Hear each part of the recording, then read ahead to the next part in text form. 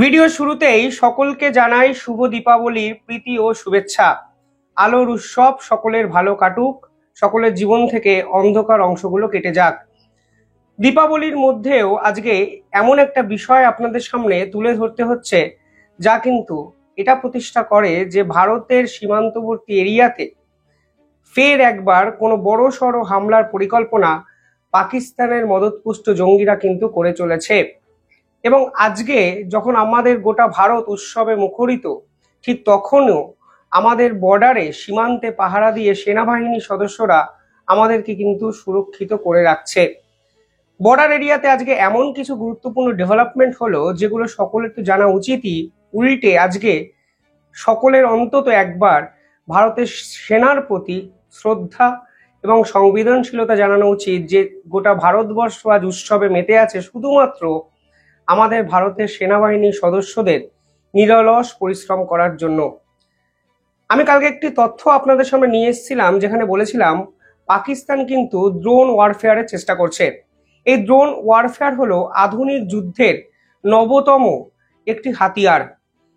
আপনারা যদি ইউক্রেন এবং রাশিয়ার এই যুদ্ধ বিধ্বস্ত পরিস্থিতিটা বিশ্লেষণ করেন, বা আপনারা যদি চান আমি আপনাদেরকে পুরো বিষয়টা ডিটেলিং এ জানাই বিশ্লেষণ করে, সেটাও আমি করতে পারি। সেখানেও দেখবেন রাশিয়া এবং ইউক্রেন সাম্প্রতিক সময়ে সব থেকে বেশি ড্রোনের প্রয়োগ করেছে। ড্রোন শুধুমাত্র এখন ওই প্রি ওয়েডিং শ্যুট বা কোনো ভিডিও শ্যুটের জন্য ব্যবহার হচ্ছে তা নয়। এখনকার ড্রোন টেকনোলজি এমন একটা জায়গায় চলে গেছে যে আপনি ড্রোন দিয়ে মিসাইল বর্ষণ করতে পারেন। অপারেশন সিন্দুর পর্বে TB2 ড্রোন, ইরানের ড্রোন, তুরস্কের ড্রোন, ইসরায়েলের ড্রোন এত গুরুত্বপূর্ণ ভূমিকা পালন করেছে যে আপনারা হয়তো অনেকে ভাবতেই পারেননি।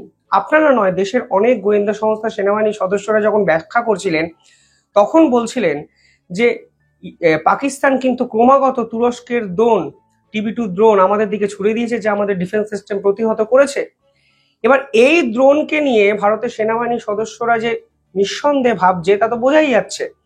আজকে পাকিস্তান এবং ভারতের এই বর্ডারে ফের একবার ড্রোন হামলার চেষ্টা পাকিস্তানের পক্ষ থেকে করা হলো। এমনকি এক অনুপ্রবেশকারীকে ধরা হলো, যিনি একটি ড্রোন পাকিস্তান থেকে ভারতবর্ষে নিয়ে আসছিলেন, এবং সেই ড্রোন কিন্তু চাইনিজ ম্যাভিক 3 ড্রোন। অর্থাৎ এখানেও কিন্তু চীনা অস্ত্রের একটা ব্যবহারের কিন্তু জায়গা তৈরি হচ্ছে, যা অপারেশন সিন্দুরের ঠিক আগে যখন পেহেলগাম হত্যাকাণ্ড হয়েছিল ঠিক তখন কিন্তু হয়েছিল। পেহেলগাম হত্যাকাণ্ডে জঙ্গিরা যে ফোন ব্যবহার করেছিলেন সব কিন্তু চীনা ফোন ছিল, এবং সেটি আমাদের মতো স্মার্টফোন ছিল না, আপনারা হয়তো অনেকেই জানেন না। সেই ফোন কিন্তু চীনা মেড একটি সংস্থা তৈরি করেছিল, চায়না মেড সংস্থা। এবং সেই ফোন কারা ব্যবহার করতে জানেন? পাকিস্তানের সেনাবাহিনীর সদস্যরা সেই ফোন ব্যবহার করত, এবং সেই ফোনকে ইন্টেলিজেন্সের জন্য ব্যবহার করা হতো কিছু ক্ষেত্রে। সেই ফোনের অস্তিত্ব আমরা কোথায় দেখেছিলাম? পেহেলগাম হত্যাকাণ্ডের জঙ্গিদের কাছ থেকে কিন্তু সেই ফোনের আমরা অস্তিত্ব খুঁজে পেয়েছিলাম। আর আজকেও সীমান্তে যে ড্রোনগুলো উদ্ধার করা হলো BSF এর তৎপরতায়, সেখানেও কিন্তু চীনা তৈরি ড্রোন পাওয়া গেল। অর্থাৎ পাকিস্তান এবং হামাসের যে মোটিভ কতটা এক, যা আমি বারবার আপনাদের বলি, বিশেষজ্ঞরা বলেন যে উৎসবের মুহূর্তগুলোকে আক্রমণ করো, উৎসব মুখর মুক্তমনা মানুষগুলোকে আক্রমণ করো। আর আজ দেখুন গোটা ভারত দীপাবলি বা দিওয়ালির এই আনন্দ উৎসবে যখন মুখরিত, ঠিক তখনই ড্রোন ভারতের সীমান্তে ঢুকিয়ে দিয়ে বড়সড় পরিকল্পনা পাকিস্তানের পক্ষ থেকে করা হলো, তা কিন্তু আজকে সেনাবাহিনীর সদস্যরা রুখলেন। পাশাপাশি কালকে ভারত থেকে 21 জন অনুপ্রবেশকারীকে ধরা হয়েছে। কেন কাশ্মীরের সঙ্গে এই বিষয়টা ইম্পর্টেন্ট? এই 21 জনের মধ্যে 11 জন বাংলাদেশি অনুপ্রবেশকারী এবং 10 জন রোহিঙ্গা, অর্থাৎ মায়ানমারের ওই অঞ্চল থেকে তারা ভারতে ঢুকেছেন। ইম্পর্টেন্ট যে তথ্য উঠে আসছে, তাদেরকে সকলকে ত্রিপুরার আগরতলা স্টেশনের কাছে সন্দেহভাজনভাবে ঘুরে ফেরা করার জন্য উদ্ধার করা বা আটক করা হলেও এরা সকলে কাশ্মীর থেকে ত্রিপুরা এসছেন। এবং এদের গতিবিধি যখন ট্র্যাক করা গেছে তখন দেখা গেছে এই 21 জন অনুপ্রবেশকারী, যাদের মধ্যে 10 জন রোহিঙ্গা, তারা কাশ্মীরে ছিলেন এবং কাশ্মীর থেকে আগরতলা এসছেন। আগরতলা থেকে বাংলাদেশ কিংবা বর্ডার পেরিয়ে অন্য কোনো দেশে, মায়ানমার কিংবা বিভিন্ন জায়গায় ছড়িয়ে পড়ার চেষ্টা করছেন।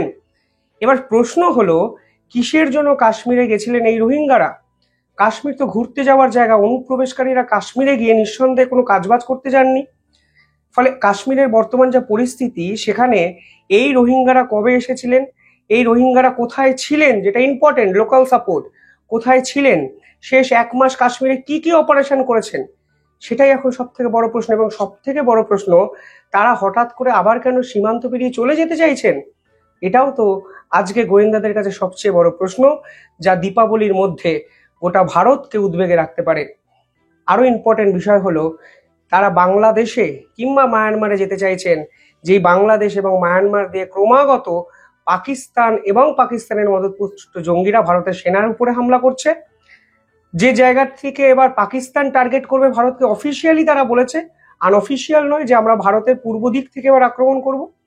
আজকে সেই পূর্ব দিকের সঙ্গে কাশ্মীরের যোগসূত্র কিন্তু খুঁজে পাওয়া গেল, এবং আজকে 10 জন রোহিঙ্গা, 11 জন অনুপ্রবেশকারী, যাদের কোনো পরিচয় নেই, তারা দিনের পর দিন কাশ্মীরে ছিলেন, আজকে বর্ডার পেরিয়ে সেনাবাহিনীর কাছে কার্যত আত্মসমর্পণ করতে বাধ্য হলেন, বর্ডার পেরিয়ে যেতে পারলেন না। এবং এই পুরো বিষয়টা নিয়ে আজকে কাশ্মীরের পক্ষ থেকে কাশ্মীরের ডিজিকে স্টেটমেন্ট দিতে হলো। তিনি বললেন, আমরা সজাগ, আমরা জাগ্রত, এবং আমরা দেখতে পাচ্ছি এই অঞ্চলে কিছু না কিছু হচ্ছে, কিন্তু আমরা অ্যাসিওর করছি কোনো অসুবিধা হবে না। ভারতের সেনাবাহিনী, কাশ্মীরের পুলিশ সদা তৎপর। অবস্থা এতটাই খারাপ জায়গায় গেছিল, ঠিক 2 দিন আগে আরো একটি স্টেটমেন্ট, বিএসএফ এর ডিজি বলেছিলেন যে 120 জন পাক মদতপুষ্ট জঙ্গি অলরেডি এলওসি অঞ্চলে কিন্তু জায়গা করে নিয়েছে। আমাদের কাছে তথ্য আছে, আমরা স্যাটেলাইট ইমেজে দেখতে পাচ্ছি। এই 120 জন গেলেন কোথায়? এই 120 জন পাক জঙ্গি, তারা তো ভারতে ঢোকার চেষ্টা করছেন। এই 120 জন শুধু ঢুকলে তো হবে না, তারা অস্ত্র পাঠানোর চেষ্টা করবেন, তারা ড্রোন পাঠানোর চেষ্টা করছেন, তারা বিভিন্নভাবে গ্রাউন্ড লেভেলের মেকানিজমটা তৈরি করার চেষ্টা করছেন, যা আমাদের বিএসএফ এর যে জওয়ানরা আছেন তারা রোখার চেষ্টা করছেন। দেখুন, এই মুহূর্তে কাশ্মীরের বর্তমান যে পরিস্থিতি, তাতে সব থেকে বড় চ্যালেঞ্জ পাক জঙ্গিদের এই জিওগ্রাফিক্যাল অবস্থানটা তৈরি করে দিচ্ছে, সুবিধা করে দিচ্ছে, তা তো ঠিক, কিন্তু এই মুহূর্তে কাশ্মীরে বরফ পড়ছে। বিএসএফ কালকে পরিষ্কার বলেছেন, এই বরফ আবৃত কাশ্মীরে সার্চ অপারেশন চালানো বা এই ধরনের অ্যাকশন নেওয়া একটু কঠিন, এবং এটাই বাস্তব। আপনি পরিবেশ প্রকৃতির বিপক্ষে তো লড়তে পারবেন না। বরফ আবৃত চাদরের মোড়া পাহাড়, জঙ্গল আপনি কিভাবে ভেদ করবেন? এবং যে প্রবণতা তৈরি হয়েছে, তাতে আগে শুধু নর্থ কাশ্মীর এবং সাউথ কাশ্মীর দিয়ে অনুপ্রবেশ হতো, কিন্তু এখন সেন্ট্রাল কাশ্মীরেও এমন কিছু ঘটনা লক্ষ্য করা যাচ্ছে, যা কিন্তু নিঃসন্দেহে বিএসএফ এর মাথা ব্যথার কারণ। ফলে সব মিলিয়ে দীপাবলির মধ্যেও পাকিস্তান কিন্তু ভারতকে অশান্ত করার চেষ্টা করে গেল, যা তারা এর আগেও করেছে, হয়তো ভবিষ্যতেও করবে। কালকে আফগানিস্তানের ডেপুটি মিনিস্টার একটি চমকপ্রদ কথা বলেছেন। এরপর যদি পাকিস্তান আফগানিস্তানের উপর কোনো আক্রমণ করে, তাহলে আমরা পাকিস্তান সেনাবাহিনীকে ভারত বর্ডার অব্দি পাঠিয়ে দেব, বাকিটা ভারত বুঝে নেবে। বাঘের বাচ্চা মানে বোঝেন তো, এই আফগান তালিবানরা ঠিক বাঘের বাচ্চার মতো চোখে চোখ রেখে পাকিস্তানের হানাদারি শক্তিকে পরাস্ত করে 1971-এর সেই স্মৃতি ফিরিয়ে এনেছে, যেখানে 93,000 পাকিস্তান সৈন্য আত্মসমর্পণ করেছিল ভারতের সামনে। আজ পাকিস্তানকে হুঁশিয়ারি দিচ্ছে আফগানিস্তানের তালিবানরা, যে আফগানরা এক সময় 4 বছর আগেও পাকিস্তানের সোকল বেস্ট ফ্রেন্ড ছিল।